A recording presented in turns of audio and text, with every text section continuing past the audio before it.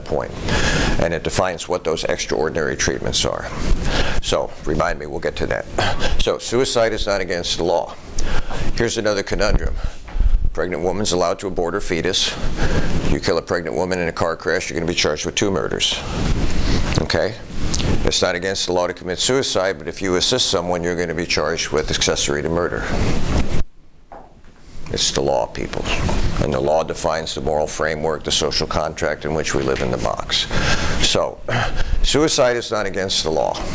You don't have, write this down maybe or remember it, you don't have a constitutional right to commit suicide, but there's no law against it. The Constitution guarantees you life. If you choose to give up your life, that's your choice.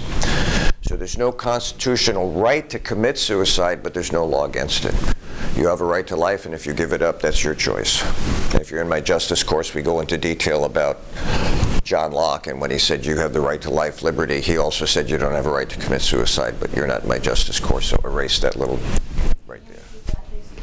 Yes, you do not have a constitutional right to commit suicide, but there's no law against it. Your constitutional right is to life. But if you choose to give up that right, in other words, you take your life, you haven't committed a crime. If someone else takes your life, of course, we'll get to that next week. That's called capital punishment. That is a crime. So physician-assisted suicide says, oh, by the way, I was talking about Dr. K. So all the time before Thomas Houck, he helps the patient take their own life. He sets up the mechanism. When it comes to Houck, he does the deed. And he videotapes it, and he takes it to 2020, a show that used to be a kind of an investigative show. He takes it on 2020, and he shows everybody, and Governor Engler has him arrested for physician-assisted homicide. And that's why I think he got 7 to 10 or something, or 10 to 20, and he did 7, he got left out. He got let out, and then nature killed him on his own. So physician-assisted suicide, there's no law against suicide. What happens then, and this is an interesting case. So a fellow who is quadriplegic, all 4 limbs, goes to court one day and he says, I have a problem with the fact that if you have capacity to take your life, you can commit suicide, right? And the judge says, we don't encourage it, but yeah. And he says, okay, so I just lack the capacity. And the judge says, where are we going with this? And he says, well, I lack the capacity, but I have a right to take my life if I want to. It's not against the law. And the judge says, yeah. And he says, so what happens if I have someone give me the capacity to do it? It's called due process and equal protection, the 9th and 14th Amendment. And the judge says, that's an interesting argument. So they make one exception to assisting someone in taking their own life. If you and I do it, we're charged with a crime, accessory to murder. But if we allow a small group of people, in this case physicians, to assist us, physicians are not guilty of committing a crime. They're assisting someone in taking their own life. And the reason for that is incapacitation is an undue burden on a person. They don't have equal protection and due process. So the court said, okay, so isn't this funny the way it works? So we'll give a small group of people called physicians the right to assist you. Now, what does assist you mean? So we go to Christopher Reeves, you know, when he's doing his equestrian thing and he jumps over and he falls off and he breaks his neck. But he can talk. He did many talk shows. So I can imagine a scene where you hook him up with a needle and you have a tube, a clear tube, and it's hooked up to the plunger, and you make sure the plunger is nice and loose. And you hook it up and you put it in his mouth, and all he has to do is blow, and it will cause the plunger to go in, and the medicine in there that's designed to take his life that he could do on his own, but he lacks the capacity. He can take his own life. The physician assists in the mechanism, but the physician cannot do the deed. If the physician does the deed, physician-assisted homicide. But if he sets the mechanism up so you can take your life, it is not against the law. We're just assisting you so that due process and equal protection is maintained throughout the Constitution for everybody. Equal protection under the law. Isn't that also falls under their Hippocratic Oath? Correct. I mean, they can't, their primary is to save life, not to assist really to take. Well, we can argue that. I'm not saying no to that, but there's also benefit the patient and do no harm. That's where the legal argument comes down. So we have physician-assisted suicide is legal in 1994. It applies to Oregon, Washington, Colorado, Hawaii, Montana, Connecticut, and the District of Columbia. There may be another one. There's 7 states in the District of Columbia. All the other states have laws against it. Well, wait a minute. How can it be legal in one state and not in another? So the way this worked out is states on their own put before the people what we call a referendum. A referendum is, okay, people, so tell us what you want. We have referendums in Florida. And the people voted for it. Now, the government has challenged it 4 times, and each time the challenge has failed. So Oregon's the first, and Washington, the state of Washington, said, well, we ought to try it too. And sure enough, the people wanted it. Montana is now allowed. Hawaii, I think, goes into effect in 2019. Connecticut's allowed. There's 7 states in the District of Columbia. Other states say, we're not okay with that. The Supreme Court has said it's up to the states to decide. For now, they're making no decision. So if you see on your quiz, the Supreme Court has said about PAS, physician-assisted suicide, it has said nothing. It's left it up to the people. Government of and for and by the people. Okay? So if it comes up as a referendum here in Florida and the people vote for it, for now, as long as the Supreme Court doesn't get involved, if Florida votes for it, it will be legal. Now, the conditions are extremely narrow. This isn't like going to Vegas and getting a divorce. You have to live in Oregon for at least 6 months, and everybody's patterned after Oregon. You have to be diagnosed with 2 physicians who are aware of end-of-life situations, that this isn't a matter of depression, The rules are right there. I put them on the website for you. I think the percentages are, out of 8 that apply for it, you have to apply for it, only 2 go through with it. I mean, a lot of people think about suicide and then they kind of come to their senses and realize they're really not serious. They were just thinking about it. Maybe seriously, but then they draw back from it. But it is legal in those states, physician-assisted suicide. Any questions about PAS? Do not get that confused with passive euthanasia. Someone is setting a mechanism up for you to take your own life in physician-assisted suicide.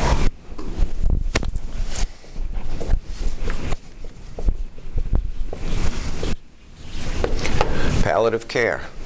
Palliative care is end-of-life care where people are in the very last stages, or at least we think. Sometimes they fool us, but we think they're in the last stages and they're suffering, and we don't want them to be in pain in the last days, weeks, maybe as much, maybe as a month or so of their lives. So we offer pain management. When my dad was dying, when you're in dementia and you go through a traumatic experience, usually you're right at the edge. He was leaning over his bed to tie his shoe and fell off, and he broke. This is called a humerus bone. Do I have any nursing people? There's nothing funny about this, but it's called a humerus bone. And so he went to the hospital, and immediately they hydrate you, ordinary care. And so they hydrated him, and he kept trying to pull the hydration out, so they cuffed his hands. And for 7 days, he was incoherent, totally incoherent. I mean, you go and say something, he was just completely incoherent. And then on the 7th day, his physician came in and said, look, he's got something called, oh, why am I forgetting this? He couldn't feed himself anymore. His epiglottis wouldn't work right, so the food might go down his lungs. I forget the technical name for it. And he says, the only way to feed him is to put a feeding tube in. What do you want us to do? Now, my brother, the fraternal twin, the defective one, he's in New York. And so I'm the one making decisions, but I call him up, and I said, do you know what his will says? I don't have it with me. He says, yeah, if he can't feed himself, he doesn't want any food. And he doesn't want hydration either. So I go in and look at my dad, and one of my nursing friends is there, and this is an incoherent guy, and I'm standing over the bed, and I said, hey, Pop! And he's blind by now. He's got macular degeneration in full blown, so he can't say anything, but he hears my voice. He looks at my voice, and I said, the only way we can feed you is put a feeding tube in. Do you want a feeding tube? And he goes, no! That's the first coherent thing he said in 7 days. So I walked away from him. 20 minutes later, I went back again. Cornelia was with me. Same thing. You want a feeding tube? No! And then he says, reverse the hydration, reverse the tubes. And I'm thinking, the no part I get, what's reverse the tubes mean? He didn't want hydration either. That was in his living will. He was now not able to speak for himself, but his will was. So if he couldn't feed himself, he didn't want to be hydrated. You're 74% water. 3 days without liquid, you don't make it. Your kidneys go into renal failure and you die. So I looked at the doctor, and I said, the doctor came in, he says, what do you want us to do? And I said, you've got his will. He had a copy of it. You have to blow it up. Mine was this big. He said, well, he doesn't want hydration. I said, then take the tubes out. He says, we're going to send him over to hospice then. Fine.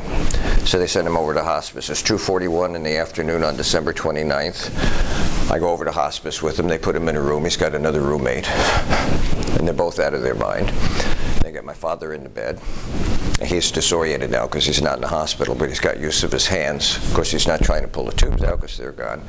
He's sitting there, and they get him all comfortable, and who knows? His name's David. Who knows what's going through David's mind? He sits up, and he goes, whoop, whoop, whoop, whoop, and then he lays back down again.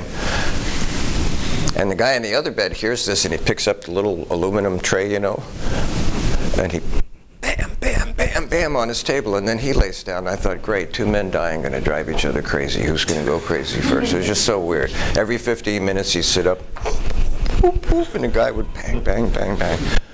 But every 30 minutes they'd come in with topical morphine, and they'd rub it on his legs, and it would be absorbed into his system. And every half hour they would put topical morphine on him. And by 2:41 in the morning on December 24th, he slipped away. Now, was it nature? Was it the morphine slowly building up? Nobody cares. You don't want him to be in pain. You don't want him to be distressed. We don't give him an overdose to make it happen, but we know it could be nature. It could be an accumulated amount of narcotic. That's called palliative care, and it is legal.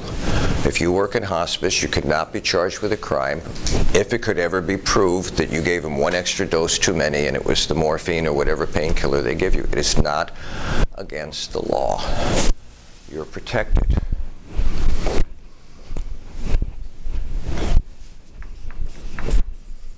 So how far away is this? How many of you wrote $1 Million Baby? How many of you said you could see the day when this was legal? Did anybody? You did? Did you? No? I'm not sure if I did. Maybe I did. Okay, it's okay if you didn't. I'm just curious. Did you think it was too? There could be the day. People who work in this field see it. We always have moral questions. Someone is putting someone to death. Does anyone want to move the line on premeditated murder? That's an important question. If we do, it's going to be under very limited conditions. So some people, when they write about this, say, well, no, anyone can come in and just put someone in. No, you can't. It depends on what the law says. So I can see the law for VAE being very similar to the law for PAS. Maybe within a month, 2 months of our best guess, under very certain conditions, very limited conditions. You just can't, go up to your cousin and you're going to be the joint heir of the Pepsi Foundation and you offer to, put them out of their misery. There's going to be very, very clear restrictions and limitations on how and who can do it. The Hippocratic Oath, we may have to have a set of people assigned to do it that aren't physicians. I mean, there's a physician at every execution, people. But we have executioners. And we'll get to this when we get to terrorism and torture, too. So that may be one of the ways that we legalize what's going on. It's out there, it's up for grabs. By the way, Massachusetts is the next step up. There are 2 doctors whose friend is dying of cancer, and he's asked them to assist him in suicide, and they took it to the court. It got tabled in the legislature on March 28th of 2018. It will come up again in 2019. I would not be surprised if Massachusetts is the next one to go to PAS. And it's just it's a steamrolling, and when it gets to steamroll enough, the court's probably going to have to make a decision. If I'm correct with Dr. K, that was called when the states were allowing it to happen. The whole deal that he was doing the requests. It wasn't against the law. That's different than allowing it, Right. But yeah. And it was upon request, Right. Until he did the deed with Thomas Houck, and then he got busted for physician-assisted homicide. Notice it wasn't premeditated murder in the sense capital 1, physician-assisted homicide.